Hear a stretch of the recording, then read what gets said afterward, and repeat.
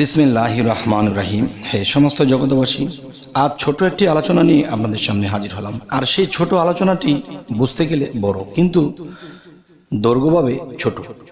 আচ্ছা, তো সেটি হলো, দেখুন যে মানুষ অতিরিক্ত পাপ করে যখন নিজের বিবেকের ধাক্কা লাগে, তখন সে পাপের তাড়না সে কাঁদে।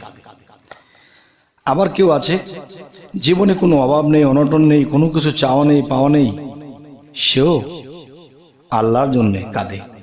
তার জীবনে তেমন কোনো পাপ নেই, তবুও সে কাঁদে। আবার কোনো ব্যক্তি আছে, সে তাকে কাঁদতে দেখা যায় না, তাকে কাঁদতে দেখা যায় না, কিন্তু তার ভিতরে আগুন আগুন আছে তার ভিতরে। সে আগুনটি কিসের? সেই আগুনটি হলো, জগতে চলে ফেরে, খায় স্বাভাবিকভাবে, কারোটা মেরে খায় না, কাউকে কষ্ট দেয় না, কারোর সাথে মিথ্যা বলে না, কিন্তু তার জীবনে দেখা গেছে সে না খেয়ে থাকবে, ঋণ করেনি, পারলে কাউকে সাহায্য করেছে, কারো ক্ষতি করেনি, কিন্তু সে আল্লাহর জন্য কখনো কাঁদতে দেখা যায়নি। তবে কি, সে যদি কোথাও বসে থাকে তো এদিক সেদিক তাকায়, আর ভিতরে তার শরীরের মধ্যে কাঁপুনি ঝাঁকুনি একটি বিষয় দেখা যায়, কিন্তু তাকে চোখের জলে কখনো কাঁদতে দেখা যায়নি। যদিও কেঁদেছে, কিন্তু কেউ এটি প্রকাশ করে দেখেনি। তাহলে এই তিনটা স্তরের লোকের মধ্যে কোন স্তরের লোকটা খুবই ঊর্ধ্বে, এটি কিন্তু আপনারা বলবেন। দেখেন, একটি হলো মানুষের পৃথিবীতে চলাকালীন দুঃখ, কষ্ট, যন্ত্রণা বা অনেক পাপে তাপে মানুষ যখন বিবেক যখন জাগ্রত হয় ভিতরে, তখন সে কাঁদতে থাকে। আরেকজনের জীবনে কোনো কিছু চাওয়া নেই, পাওয়া নেই, সে মানুষের ক্ষতি করে না এবং যতটুকু পারে উপকার করার চেষ্টা করে, কিন্তু সে আল্লাহর কাছে কোনো কিছু চাওয়া পাওয়া নেই, তবু সে কেন কাঁদে? আরেকজনের কথা যে কি বললাম, তাকে কখনো কাঁদতে দেখা যায় না, কিন্তু স্বাভাবিক থাকে, কিন্তু এদিক সেদিক তাকায়, কোনো জায়গায় নীরব পেলে সে বসে যায়।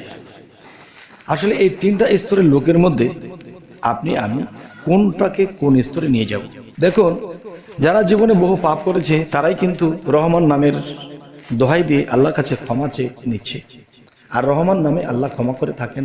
এই নামে ক্ষমা না করলে আল্লাহর নাম কলঙ্ক হয়, তাই এই নামে আল্লাহ ক্ষমা করে থাকেন। যাই হোক, আরো একটি বিষয়, যে তার জীবনে তেমন কোনো চাওয়া পাওয়া নেই, সে তেমন একটা পাপও করেনি, সে কাঁদে আর কাঁদে। এই লোকটা স্তরটা কি? এই লোকটার স্তর হলো, সে কখনো দেখা যায় যে ভালো একটা কিছু করতে গেলেও যদি একটু হোঁচট খায়, তো ভাবে না জানি আমার কি পাপ হয়ে গেল, না জানি আমার কি পাপ হয়ে গেল। সে আছে এই স্তরটায় যে আল্লাহ তাকে গুনাহ পাপ দেবে, এই স্তরটায় সে আছে।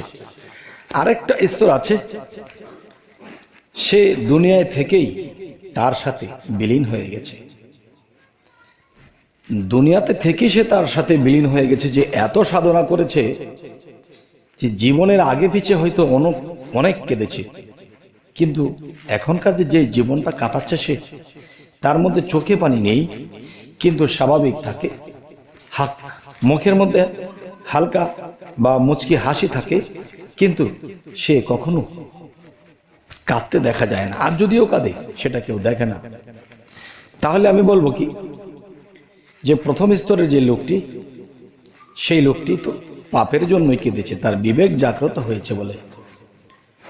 আরেকটি লোক দুনিয়া ও আখেরাত, আল্লাহর বেহেশত দুজক কোনো কিছু চাওয়া পাওয়া নেই, তারপরও সে কিন্তু কাঁদে, দুনিয়ার কোনো অভাবও নেই, তবু সে কাঁদে। সে কেন কাঁদে?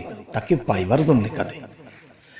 আচ্ছা, তৃতীয় স্তরের যে লোকটি, তার মুখে মিষ্টি দেখা যায় সবসময়, যেমন মিষ্টি মুচকি হাসি দিয়ে থাকে, চাওয়া নেই, পাওয়া নেই, খাওয়া নেই, যেখানে রাত সেখানে কাঁদ, কিন্তু তাকে কষ্ট দিলে তার কষ্ট লাগে না, কিন্তু সে নীরব যদি পায় তাহলে সেখানে বসে থাকে, আর এদিক সেদিক চায়, আর সেটা কি যেন দেখতে পায়। আর এমন কিছু দেখতে পায়, কোনো এক ব্যক্তি তার পায়ে পড়ে আছে। বাবা, আপনি কি দেখতে পান? আপনি এদিক সেদিক তাকান, আপনি কারোটা খান না, আপনি কারো কাছে যান না, আপনি নীরব পেলে বসে থাকেন আর বসে এদিক সেদিক তাকাতে থাকেন, কারোর সাথে কথাও বলেন না, কাঁদতেও দেখি না, হাসতেও দেখি না, এটা কি?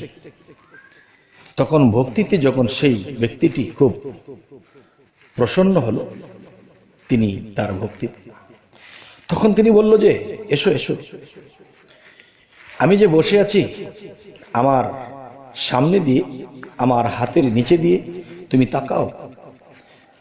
তখন তাকিয়ে দেখতেছে হাজার হাজার ফেরেশতাদের, তাকিয়ে দেখতেছে বাম পাশে হাজার হাজার ফেরেশতা দেবতা, এবং ডান পাশে চেয়ে দেখে মক্কা মদিনা, রাসূলের রওজা, বা রাসূল যে ছিলেন তিনি কোন রূপে কেমন ছিলেন দেখতে, তিনি কি দেখা যাচ্ছে।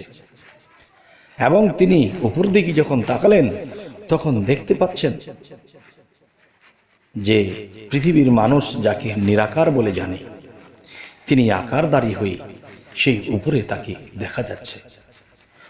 তখন এই দৃশ্য দেখে কি হলো, সেই ব্যক্তিটি আত্মহারা হয়ে গেল আর বলল, খবরদার এই কথা কাউকে বলবি না, যদি বলিস তাহলে তুই অনেক কিছুই হারাবি, কিন্তু যদি না বলিস, আল্লাহর কর্ম করিস, তাহলে তুই অনেক কিছুই পেয়ে যাবি, আর ধৈর্য ধরতে পারলে তুই অনেক বড় হয়ে যেতে পারবি।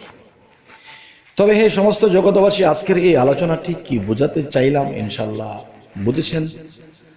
আর ইনশাল্লাহ আমাদের এই জিনিসগুলো বুঝে চলতে হবে, এবং মুর্শিদের, এবং যেহেতু মুর্শিদের কথা কোরআনেও এসেছে সূরা কাহফের 17 নম্বর আয়াতে, নিশ্চয়ই আমাদের মুর্শিদ ধরতে হবে। তো মুর্শিদ ধরার পরে শুধু চলবে না, যে মুর্শিদ কামেল হতে হবে, নিজকে চিনিয়ে দিতে হবে এবং সাধনা দিতে হবে, যে সাধনা যে কর্ম আমল করলে আপনি আমি আল্লাহ পর্যন্ত পৌঁছে যাব। তবে হে সমস্ত জগতবাসী, জানি না আজকের এই আলোচনা আপনাদের কাছে কেমন লাগলো, তো অবশ্যই আমাদের এই চ্যানেলটিকে সাবস্ক্রাইব করে রাখবেন, যদি ফেসবুক হয় ফলো দিয়ে রাখবেন, যাতে করে পরে ভালো ভিডিও এনে দিতে পারি। তো সকলে ভালো থাকবেন, আল্লাহ হাফিজ।